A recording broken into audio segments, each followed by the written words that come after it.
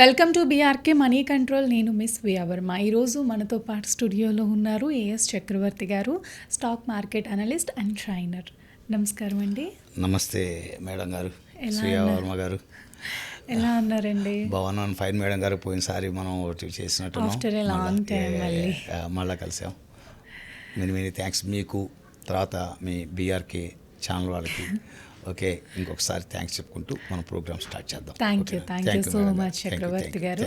చక్రవర్తి గారు, మామూలుగా స్టాక్ మార్కెట్లో స్టాక్స్ని సెలెక్ట్ చేసుకోవడానికి అలాగే ఏ పారామీటర్స్ ఫాలో అవ్వాలండి కొత్తగా స్టాక్ మార్కెట్లోకి అడుగుపెట్టే వాళ్ళు? యా మేడం గారు, మీరు అడిగింది చాలా మంచి ప్రశ్న శ్రీవర్మ గారు. ఎందుకంటే ఈ స్టాక్ మార్కెట్లో కొత్తగా వచ్చేటువంటి వాళ్ళకి ఎలాంటి స్టాక్స్ సెలెక్ట్ చేసుకోవాలి, ఎలా ఇన్వెస్ట్ చేయాలి అర్థమైందా? అర్థం కాక ఎక్కడ పడితే అక్కడ ఏది పడితే అది ఇన్వెస్ట్ చేసి చాలా డబ్బులు కోల్పోతున్నారు ఈ మధ్యకాలం. అవును. నిజాయి చెప్పాలంటే అంటే స్పెక్యులేషన్లో పోగొట్టుకోవటమే కాదు, స్టాక్ మార్కెట్లో ట్రేడర్స్గా స్పెక్యులేషన్లో కాదు, ఇన్వెస్ట్మెంట్లో కూడా చాలా భాగం వాళ్ళు పెట్టిన పెట్టుబడుల్లో చాలా భాగం పోయినాయి. చాలా వరకు చాలా బాగా నష్టపోతున్నారు, చేతులు కాల్చుకుంటారు. దీనికి కారణం ఏంటంటే అండి, వీళ్ళకి ప్రాపర్ ఐడియా లేక, అర్థమైందా, ఎలాంటి స్టాక్స్ సెలెక్ట్ చేసుకోవాలి, ఏ పారామీటర్స్ ఫాలో అవ్వాలి, ఇలాంటి విషయాల మీద అవగాహన లేకపోవటం వల్ల they're going to lose the amounts. అందువల్ల మనం ఏం చేద్దామంటే, ఇవాళ ఒక స్టాక్ మార్కెట్లో మీరు కొత్తగా వచ్చారనుకోండి, శ్వేమ గారు మీరే వచ్చారు కొత్తగా, మీరు ఒక స్టాక్స్ సెలెక్ట్ చేసుకోవాలి. ఏ పారామీటర్స్ ఫాలో అయితే బాగుంటుంది, ఎలా స్టాక్స్ సెలెక్ట్ చేసుకుంటే బాగుంటుంది అనేది నేను చెప్తుంటాను వన్ బై వన్ ప్రశాంతంగా. అంటే మీకనే కాదు, మొత్తం మన అయినా స్టాక్ మార్కెట్ అనేది ఇప్పుడు బాగా ట్రెండ్ ఉంది కదండి, అది తెలుసుకుని చేసుకుంటే మనిషి సక్సెస్ అవ్వడానికి ఛాన్స్ ఉంటుంది. అందువల్ల నేను ఒక్కొక్క పాయింట్ నేను విడమర్చి చక్కగా తప్పకుండా చెప్పండి. ఫస్ట్ మేడం గారు, కొత్తగా స్టాక్ మార్కెట్లోకి వచ్చినటువంటి వాళ్ళు ఎప్పుడు కూడా సెక్టార్ బేస్గా వెళ్ళాలి. అంటే నియర్ ఫ్యూచర్లో గ్రోయింగ్ సెక్టార్ ఏది, అప్కమింగ్ సెక్టార్ ఏది చూసుకోవాలి. సెక్టార్ అంటే for example pharma sector, IT sector, banking sector, automobile sector, అట్లా ఒక సెక్టార్ని బేస్ చేసుకుని ఎంటర్ అవ్వాలి ఇన్వెస్ట్మెంట్ కోసం. అది కూడా అవుట్డేటెడ్ సెక్టార్స్ చూసుకోకూడదు. అంటే టెక్స్టైల్ అను, లేకపోతే మీకు షుగర్ స్టాక్స్ అను, ఇలాంటివి మనం సెలెక్ట్ చేసుకోకూడదు. భవిష్యత్తు ఉన్న అంటే సెక్టార్స్ ఏంటి అంటే నియర్ ఫ్యూచర్లో గ్రోయింగ్కి బాగా అవకాశం ఉన్న సెక్టార్లు ఏమి ఉన్నాయి, అప్కమింగ్ సెక్టార్లు ఏమున్నాయో చూసుకొని అలాంటి సెక్టార్ని సెలెక్ట్ చేసుకోవడంలో మొట్టమొదటి మీ సక్సెస్ డిపెండ్ అయి ఉంటుంది. ఓకేనా? And one more important madam గారు, అసలు స్టాక్ మార్కెట్లో చాలామంది తెలియని ఒక గొప్ప పాయింట్ ఉంది. ఏందో చెప్పంటారా? ఒక stock upcoming sector, growing sector, ఆ సెక్టార్లోని ఒక కంపెనీ చెత్త కంపెనీ అనుకోండి, ఇంకో స్టాకు అద్భుతమైన పెర్ఫార్మెన్స్ ఉంది, బట్ అవుట్డేటెడ్ స్టాక్, అది అవుట్డేటెడ్ సెక్టార్లో ఉంది. ఏ సెలెక్ట్ చేసుకోవాలి? సెక్టార్ ఏమో గ్రోయింగ్, ఆ సెక్టార్లో కంపెనీ ఏమో చెత్త కంపెనీ. ఇంకోటి వచ్చేసరికి సెక్టార్ ఏమో అవుట్డేటెడ్, కంపెనీ ఏమో అద్భుతమైన పెర్ఫార్మెన్స్ ఉంది. ఏది తీసుకోవాలంటే అద్భుతమైన పెర్ఫార్మెన్స్ ఉన్నదే కదా తీసుకోవాలి. కాదు, గ్రోయింగ్ సెక్టార్లో పెర్ఫార్మెన్స్ బాగాలేని కంపెనీ తీసుకున్న వాళ్ళకి రిటర్న్స్ వస్తుంది. సెక్టార్ అనేది అంత గొప్పది.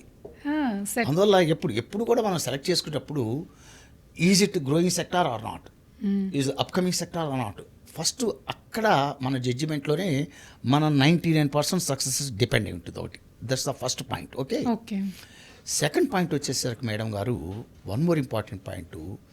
ఓకే, ఆ సెక్టార్లో చాలా స్టాక్స్ ఉంటాయి, మనం ఏ సెక్టార్ సెలెక్ట్ చేసుకోవాలి అనేటువంటి దానికి కొన్ని పారామీటర్స్ చూసుకోవాలి. ఫస్ట్ ఫండమెంటల్ అనాలిసిస్ ఫాలో అవ్వాలి.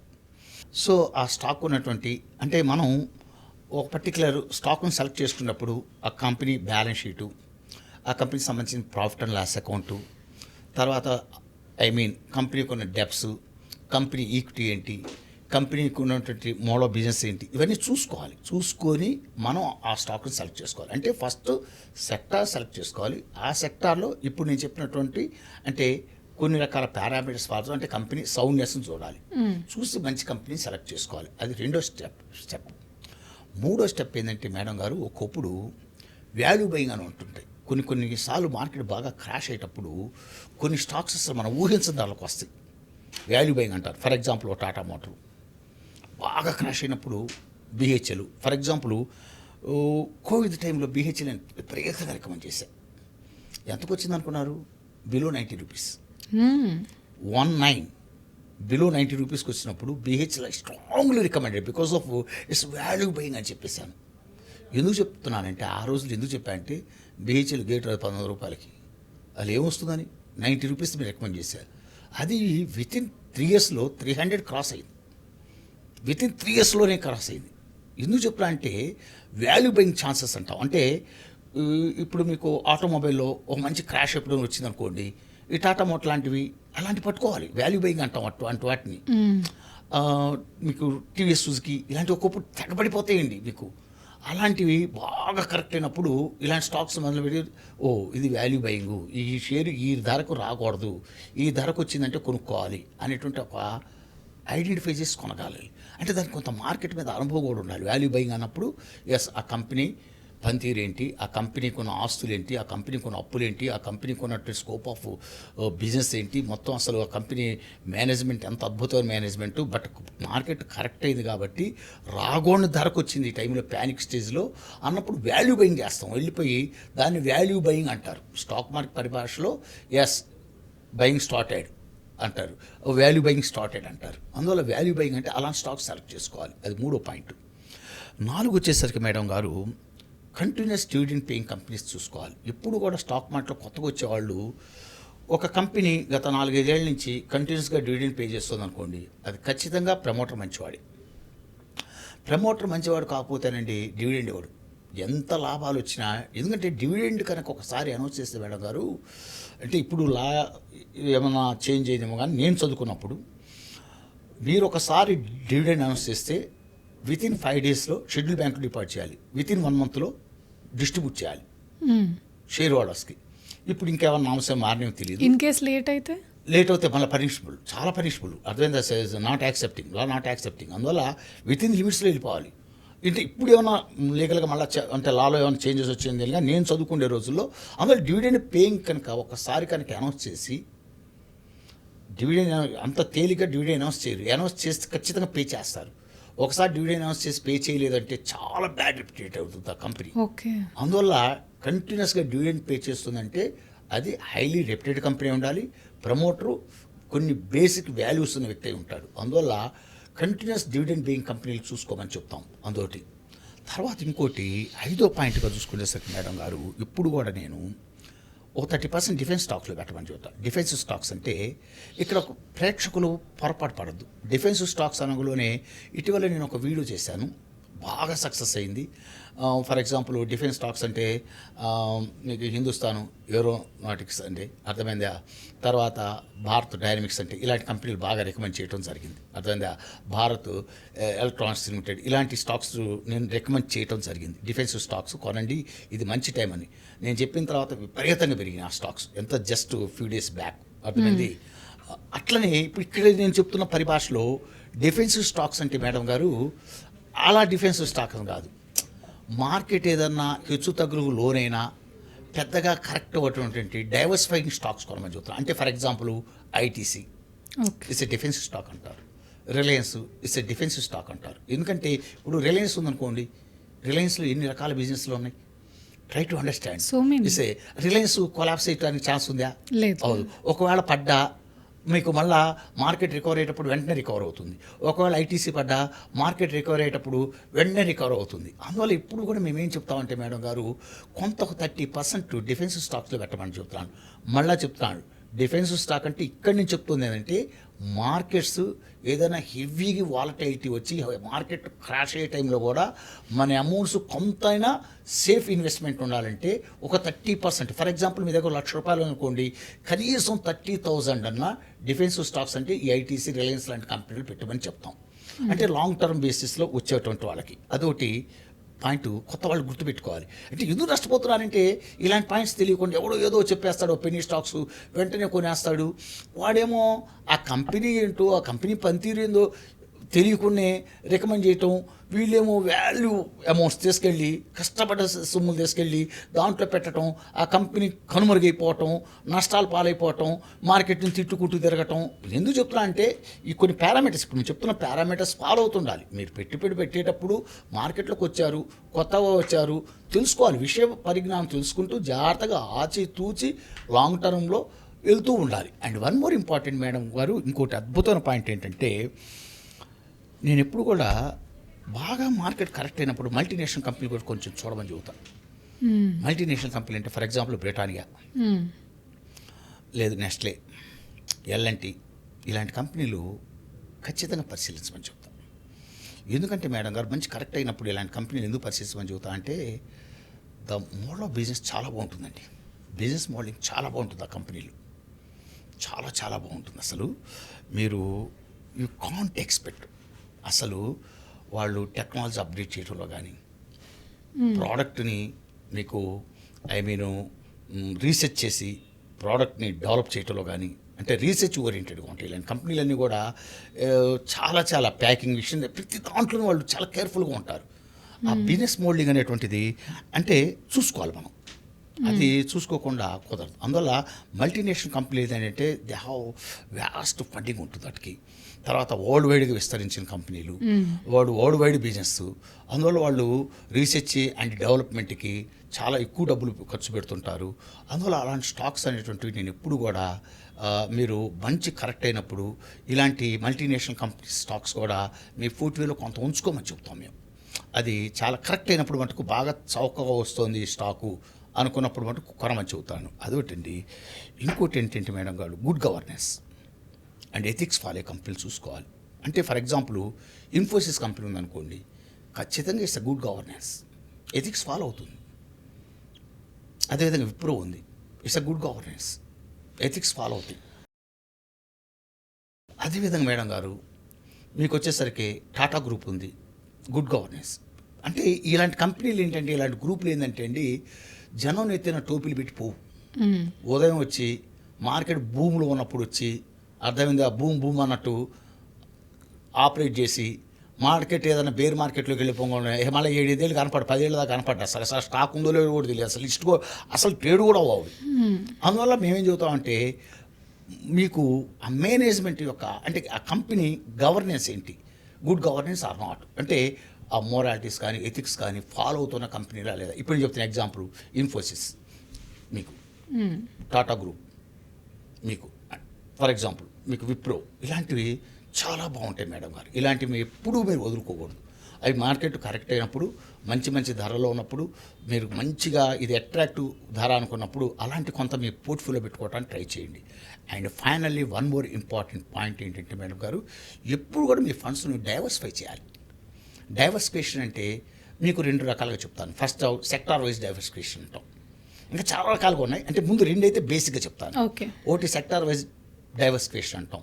అంటే ఇప్పుడు ఎక్స్ అని కూడా ఒక సింగిల్ బాస్కెట్లో పెట్టామనుకోండి, ఏమవుతుంది, తేడా పడితే అన్నీ పాడైపోతాయి, ఆ బాస్ కింద పడిపోతుంది, ఎక్స్ మొత్తం లేచిపోతాయి.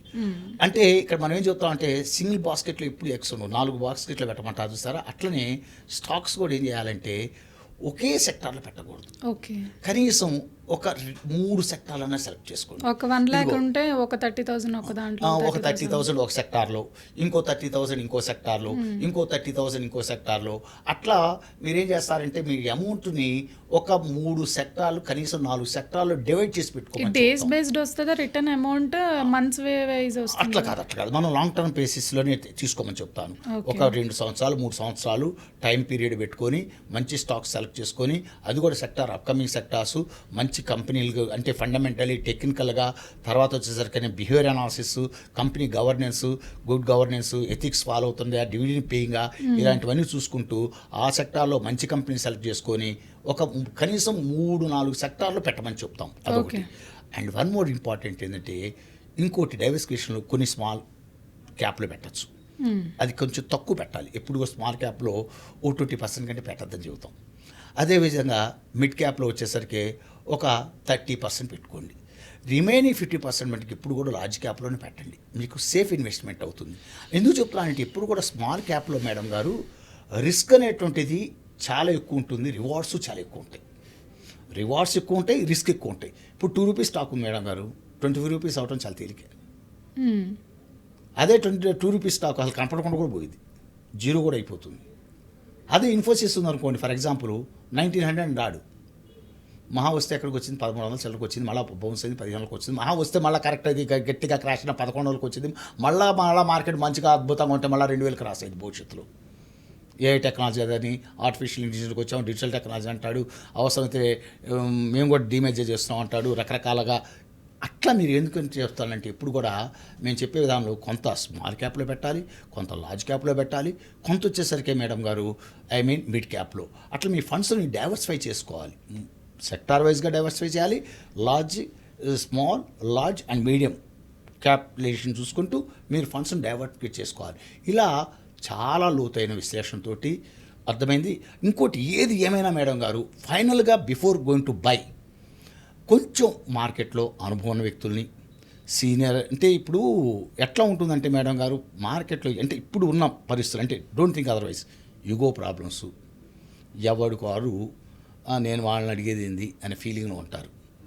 ఎవరికైనా కానీ తత్వం ఎప్పుడు బాధపడుతుంది, 4 దెబ్బలు కంకు దెబ్బలు తగులితే తత్వం బాధపడుతుంది. ఎవ్వడు కూడా మొట్టమొదటి మేడం గారు శ్రేయవర్మ గారు, ఇప్పుడు మేము ఒక సలహా నీకు చెప్పాను అనుకో, నువ్వు వెంటనే ఆచరిస్తావా? ఆచరించు. నువ్వు ఎప్పుడు ఆచరిస్తావు? నీకు తత్వం బోధపడాలి. అందువల్ల ఇప్పుడు కూడా నేనేంటంటే మీ తత్వం బోధపడే లోపల ఉన్న డబ్బులు పోతాయి. అందువల్ల మాలాంటి వాళ్ళు ఏం చెబుతామంటే, కొంచెం నాయన మీరు పెట్టుబడి పెట్టేటప్పుడు అంత ఎగోకపోకుండా కొంచెం వయసులో పెద్దవాళ్ళు, అనుభవం వాళ్ళు, మార్కెట్ మీద కాస్త చక్కటి అవగాహన ఉన్న వ్యక్తుల్ని కలిసి, సార్ కొంత మాకు ప్లానింగ్ ఇవ్వండి అని అడిగి వాళ్ళ ప్లానింగ్ తీసుకుంటూ, అదేవిధంగా మీరు కూడా కొంత రీసెర్చ్ చేసి, మీరు కూడా కొంత రీసెర్చ్ చేయాలి. అంటే కంపెనీని వాళ్ళు ఎవరు చెప్పినా కూడా వెంటనే మీరు ఎప్పుడు కూడా I strongly advise to my clients, నేను ఒకటే చెప్తా, నేను చెప్పినా నువ్వు కొనొద్దు. నువ్వు సొంతంగా కూడా కొంత రీసెర్చ్ చేయి. నువ్వు ఆ కంపెనీ గురించి కొంత టెక్నాలజీస్ నాలెడ్జ్ గెయిన్ చేయి, ఫండ్ అనాలిసిస్ నాలెడ్జ్ గెయిన్ చేయి, బిహేవియర్ అనాలిసిస్ అంటే దాంట్లో సెంటిమెంట్ ఇండికేటర్స్ ఉంటాయి, మానిటరీ ఇండికేటర్స్ ఉంటాయి. All these things you may have perfect idea, clear cut idea, then only go and invest in particular companies అని చెప్పి I strongly recommend. ఈ విషయంలో మటుకు ముందే చెప్తున్నాను, నేను చెప్పిన విధంగా చెబుతాను, నువ్వు సొంతంగా కొంత రీసెర్చ్ చేసుకో. ఎందుకంటే నువ్వు పెడుతున్న డబ్బులు ఏంటి, నీ డబ్బులు పెడుతున్నావు. నా డబ్బులు నేను ఇప్పుడు సలహా చెప్పేవాడిదే ఉంది, 100 చెబుతాడు కూర్చొని, బట్ పెడుతోంది డబ్బు నీది. అందువల్ల నువ్వు అవేర్నెస్ అంటే మార్కెట్ మీద అవేర్నెస్ క్రియేట్ చేసుకుంటూ, నాలెడ్జ్ గెయిన్ చేసుకుంటూ, దాంతోపాటు నీ సొంతంగా గెయిన్ చేస్తుందే కాక కొంత మార్కెట్లో మంచి అనుభవం ఉన్నవాళ్ళు, పెద్దవాళ్ళని, సీనియర్లని కలుస్తూ బిఫోర్ ఇన్వెస్టింగ్, అర్థమైందా? బిఫోర్ గోయింగ్ టు ఇన్వెస్ట్ వాళ్ళ సలహాలు సంప్రదింపులు కూడా చూసుకుంటూ ఒకసారి క్రాస్ చెక్ చేసుకొని ఇన్వెస్ట్ చేసుకోమని my sincere advice to your channel viewers madam గారు, బిఆర్కే ఛానల్ వ్యూయర్స్ మేడం గారు. Thank you so much Chakravarthy గారు. Thank you Shreya Varma madam గారు, okay, to giving this opportunity. Okay, thank you so much.